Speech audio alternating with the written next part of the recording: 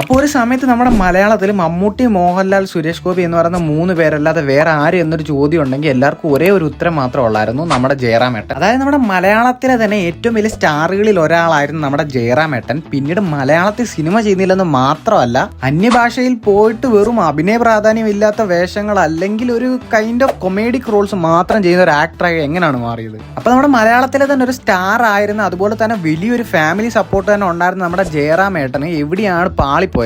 അപ്പോൾ എല്ലാവർക്കും വെൽക്കം. അപ്പോൾ എല്ലാവർക്കും അറിയാവുന്ന പോലെ തന്നെ മിമിക്രിയിലൂടെയാണ് നമ്മുടെ ജയറാമേട്ടൻ സിനിമയിലേക്ക് വരുന്നത്. നമ്മുടെ മലയാളത്തിൽ തന്നെ ഒരുപാട് ആൾക്കാർ അതുപോലെ മിമിക്രിയിലൂടെ സിനിമയിലേക്ക് വന്ന ആളുകളുണ്ട്. അതിന് അതിലൊരാളാണ് നമ്മുടെ ജയറാമേട്ടൻ. and നമ്മൾ നോക്കുവാണെങ്കിൽ ഈ മിമിക്രിയിലൂടെ സിനിമയിലേക്ക് വന്നിട്ട് വലിയൊരു സ്റ്റാറായ വളരെ ചുരുക്കം പേരേ ഉള്ളൂ. അത് ഈ 2 പേരാണ് നമ്മുടെ ജയറാമേട്ടനും അതുപോലെ നമ്മുടെ ദിലീപേട്ടനും. അപ്പോൾ നമ്മുടെ ജയറാമേട്ടൻ നമ്മുടെ മലയാള സിനിമയിലേക്ക് വരുന്നത് 1988-ലാണ്. അങ്ങനെ ആൾ ആദ്യമായിട്ട് ചെയ്യുന്ന സിനിമ അപരൻ എന്ന് പറയുന്ന സിനിമയാണ്. ആ ഫസ്റ്റ് പടത്തിൽ തന്നെ പുള്ളി ഡബിൾ റോളാണ് ചെയ്തേക്കുന്നത്. നിങ്ങളൊന്ന് ജസ്റ്റ് നോക്കണം, ഫസ്റ്റ് പടത്തിൽ തന്നെ എനിക്ക് തോന്നുന്നില്ല മലയാളത്തിൽ വേറെ ഒരാൾ പോലും ഡബിൾ റോൾ ഫസ്റ്റ് പടത്തിലെ ചെയ്ത് വന്നിട്ടുണ്ടെന്ന്. ആൻഡ് നിങ്ങൾ നോക്കുക, ഫസ്റ്റ് പടത്തിൽ തന്നെ ഡബിൾ റോൾ ചെയ്യണമെങ്കിൽ ആളുടെ റേഞ്ച് എന്താണെന്നുള്ളത്. അതുപോലെ വെറുതെ എന്തെങ്കിലും ചെയ്ത് വെക്കുകയല്ല ചെയ്തിട്ടുള്ളത്, ആളുടെ കരിയറിലെ തന്നെ one of the best performance തന്നെയാണ് പടത്തിൽ ചെയ്തിട്ടുള്ളത്. ആൻഡ് ഗൈസ്, ഈ ഒരു വീഡിയോയിൽ നമ്മൾ ആൾ ചെയ്തേക്കുന്ന എല്ലാ പടവും നോക്കുന്നില്ല, അത് നോക്കാന്ന് പറയുന്ന നേരം പോസിബിൾ അല്ല. അതുകൊണ്ട് തന്നെ നമ്മൾ കുറച്ച് ഇമ്പോർട്ടൻ്റ് ആയിട്ടുള്ള കാര്യങ്ങൾ മാത്രമേ നോക്കുന്നുള്ളൂ. സോ ഗൈസ്, അപ്പോൾ ആളുടെ കരിയറിലെ ഒരു പ്രൈം ടൈം എന്നൊക്കെ പറയുന്നത് ഉറപ്പായിട്ട് നമ്മുടെ 90s കാലഘട്ടം തന്നെയാണ്. അതായത് നമ്മുടെ 1990 തൊട്ട് 2000 വരെയുള്ള കാലഘട്ടം. അതുപോലെ ഈ ഒരു ടൈമിൽ ആളുടെ കുറച്ച് പടങ്ങൾ നോക്കുവാണെങ്കിൽ 1990 ആൾ മാളൂട്ടി, തലയാണ മന്ത്രം, നന്മ നിറഞ്ഞ ശ്രീനിവാസൻ പോലുള്ള സിനിമകൾ ചെയ്തു. വേറെ കുറെ പടമൊക്കെ ഉണ്ട് കേട്ടോ, ബട്ട് ഞാൻ പറഞ്ഞതുപോലെ എല്ലാം ഒന്നും നമ്മൾ പറയുന്നില്ല. അതിനുശേഷം 1991 നമ്മുടെ ഓൾ ടൈം ക്ലാസിക് ആയിട്ടുള്ള സന്ദേശം വരുന്നത്. ആ ഒരു പടത്തെക്കുറിച്ച് ഞാൻ പ്രത്യേകിച്ചൊന്നും പറയണമെന്ന് എനിക്ക് തോന്നുന്നില്ല, ഇന്ന് റെലവന്റ് ആണ് ആ ഒരു പടം. അതുപോലെ 1993 ഇറങ്ങിയ മേലെ പറമ്പി ആൺവീട് എന്ന് പറയുന്ന സിനിമയിലൂടെ നമ്മുടെ ജയറാമേട്ടൻ ഒരു സ്റ്റാറായി മാറി. പിന്നീട് ആൾ കുറേ പടങ്ങൾ ചെയ്തിട്ടുണ്ട്. അതിൽ കുറച്ച് പടങ്ങൾ നമുക്ക് നോക്കാം. നമ്മുടെ അനിയൻ ബാവ, ചേട്ടൻ ബാവ, പുതുക്കോട്ടയിലെ പുതുമണവാളൻ, തൂവൽ കൊട്ടാരം, കൃഷ്ണകുടിയിലെ പ്രണയകാലത്ത്, കഥാനായകൻ, അതുപോലെ നമ്മുടെ ഒരുപാട് ആൾക്കാരുടെ വളരെ ഫേവറേറ്റ് ആയിട്ടുള്ള നമ്മുടെ സമ്മർ ഇൻ ബെത്ലഹേം, അതുപോലെ കൊട്ടാരം വീട്ടിലെ അപ്പൂട്ടൻ, പട്ടാഭിഷേകം, ഫ്രണ്ട്സ്, വീണ്ടും ചില വീട്ടുവിശേഷങ്ങൾ, ഞങ്ങൾ സന്തുഷ്ടരാണ്. ഇതൊക്കെയാണ് ആളുടെ ഒരു പ്രൈം ടൈമിൽ ഇറങ്ങിയ കുറച്ച് പടങ്ങൾ എന്ന് പറയുന്നത്. നമ്മളിപ്പോൾ പറഞ്ഞ പടങ്ങളൊക്കെ ഓൾമോസ്റ്റ് മിക്ക ആൾക്കാരും കണ്ടിട്ടുള്ള പടങ്ങൾ തന്നെ ആയിരിക്കും. ഇപ്പം പറഞ്ഞത് കൂടാതെ ഒരുപാട് ഹിറ്റ് പടങ്ങൾ ആ ഒരു ടൈമിൽ ആൾക്കുണ്ട്. അതുകൊണ്ട് തന്നെയാണ് നമ്മൾ ആ ഒരു ടൈം ആളുടെ പ്രൈം എന്ന് പറഞ്ഞതും. ഈ ഒരു ടൈമൊക്കെ കൊണ്ട് തന്നെ ആൾ വലിയൊരു ഫാമിലി ഓഡിയൻസിനെ തന്നെ ബിൽഡ് ചെയ്തെടുത്തെന്ന് നോക്കാം. മലയാളത്തിൽ ഒരു നടനെ കിട്ടാവുന്നത് ഈ one of the best start എന്നൊക്കെ തന്നെ പറയാം നമുക്ക് ജയറാമേട്ടൻ കിട്ടിയത്. കാരണം സിനിമയിലേക്ക് വന്ന ആദ്യം ഒരു 10 വർഷം അടുപ്പിച്ച് ഒരുപാട് നല്ല സിനിമകൾ ആൾക്ക് ചെയ്യാൻ കഴിഞ്ഞു. ആളുടെ ആകെ ഒരു വീക്ക്നെസ് അല്ലെങ്കിൽ ആൾക്കൊരു പ്രശ്നം ഉള്ളതെന്ന് വെച്ച് കഴിഞ്ഞാൽ ഒരു ഔട്ട് ആൻഡ് ഔട്ട് മാസ് പടം പുള്ളി അങ്ങനെ ചെയ്യാറില്ല എന്നുള്ളതാണ്. അത്യാവശ്യം മാസ് പടമൊക്കെ ചെയ്തിട്ടുണ്ടായിരുന്നെങ്കിൽ ഉറപ്പാണ് ആൾ വലിയൊരു സൂപ്പർ സ്റ്റാർ ആയനെ. ഉറപ്പായിട്ടും മമ്മൂട്ടിക്കും മോഹൻലാലിനും ഒപ്പം തന്നെ ആൾ വന്നേനെ. അതുപോലെ തന്നെ ആൾക്ക് വലിയൊരു ഫാൻ ബേസ് തന്നെ ഉണ്ടാക്കിയെടുക്കാൻ സാധിച്ചേനെ. ആൾക്ക് എത്രത്തോളം ഫാൻ ബേസ് ആ ഒരു ടൈമിൽ ഉണ്ടായിരുന്നു എന്നുള്ളത് എനിക്ക് അറിയത്തില്ല, കാരണം ഞാൻ ആ ഒരു ജനറേഷനിൽ നിന്നുള്ള ആളല്ല. ബട്ട് എനിക്ക് ഒരു കാര്യം അറിയാം, ചെണ്ട കൊട്ടാൻ ജയറാമേട്ടൻ ഉണ്ടെങ്കിൽ പൂരപ്പറമ്പിൽ ആൾ കൂടും. അത് ഞാൻ കണ്ടറിഞ്ഞിട്ടുള്ള കാര്യമാണ്. സിനിമ മിമിക്രി അല്ലാതെ ആൾക്കുള്ള കുറച്ച് പ്രത്യേകതയാണ് ഇതൊക്കെ.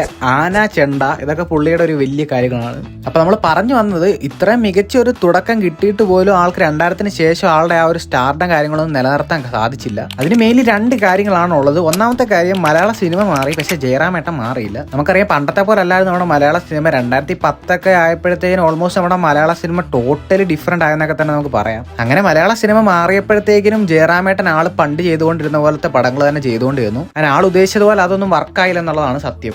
രണ്ടാമത്തെ കാര്യം വേറൊന്നുമല്ല, ദിലീപേട്ടൻ. അതായത് എളുപ്പത്തിൽ പറയുവാണെങ്കിൽ നമ്മുടെ ജയറാമേട്ടനെ നമ്മുടെ ദിലീപേട്ടൻ ഓവർ ഷാഡോ ചെയ്തെന്ന് വേണം പറയാൻ. നമ്മുടെ 90s കാലഘട്ടത്തിന്റെ അവസാനമൊക്കെ ആയപ്പോഴത്തേക്കിന് നമ്മുടെ ദിലീപേട്ടൻ വേറെ ലെവലിലേക്ക് മാറി. നമ്മുടെ ജയറാമേട്ടന്റെ ഏറ്റവും വലിയ സ്ട്രോങ് സോൺ ആയിരുന്നു കോമഡി എന്ന് പറയുന്നത്. അതേ കാര്യത്തിൽ തന്നെ ആയിരുന്നു നമ്മുടെ ദിലീപേട്ടനും ബെസ്റ്റ്. ജയറാമേട്ടൻ സിനിമ മാറിയപ്പോൾ അതനുസരിച്ച് വേറെ പുതിയ പുതിയ കാര്യങ്ങൾ ചെയ്യാതിരുന്നപ്പോഴത്തേക്കിന് ദിലീപേട്ടൻ ആളുടെ കോമഡി കാര്യങ്ങളിലൂടെ ബെസ്റ്റായി. അത് മാത്രമല്ല, ആൾ വേറെ കുറെ ഡിഫറെന്റ് കൈൻഡ് ഓഫ് സാധനങ്ങളും ചെയ്തു. അങ്ങനെ തന്നെ ദിലീപേട്ടന്റെ വളർച്ച സത്യത്തിൽ ജയറാമേട്ടനെ വലിയ രീതിക്ക് തന്നെ ബാധിച്ചെന്ന് നമുക്ക് വേണം പറയാം. പിന്നെ ദിലീപേട്ടന്റെ കാര്യം ഞാൻ പ്രത്യേകിച്ചൊന്നും പറയേണ്ടതില്ലല്ലോ, കാരണം നമ്മുടെ 2000 തൊട്ട് 2010 വരെയുള്ള സമയത്ത് നമ്മുടെ ലാലേട്ടനേക്കാളും മമ്മൂക്കേക്കാളും ഹിറ്റ് കാര്യങ്ങൾ ദിലീപേട്ടനായിരുന്നു കൂടുതൽ. ദിലീപേട്ടൻ അത്രയും വലിയൊരു കരിയർ ഗ്രോത്ത് ഉണ്ടായ സമയത്ത് നമ്മുടെ ജയറാമേട്ടന്റെ കരിയർ നേരെ താഴോട്ടാണ് ആ ഒരു സമയത്ത് പോയത്. ആളുടെ കരിയർ താഴോട്ട് പോയെന്ന് ഞാൻ പറയുമ്പോഴത്തേക്കിന് 2000-ന് ശേഷം ഇന്ന് വരെയുള്ള കാര്യമാണ് ഞാൻ പറയുന്നത്. 2000 തൊട്ട് 2010 വരെയുള്ള കാലഘട്ടത്തിൽ ആൾക്ക് അത്യാവശ്യം കുറച്ച് നല്ല സിനിമകൾ കാര്യങ്ങളൊക്കെ ഉണ്ടായിരുന്നു.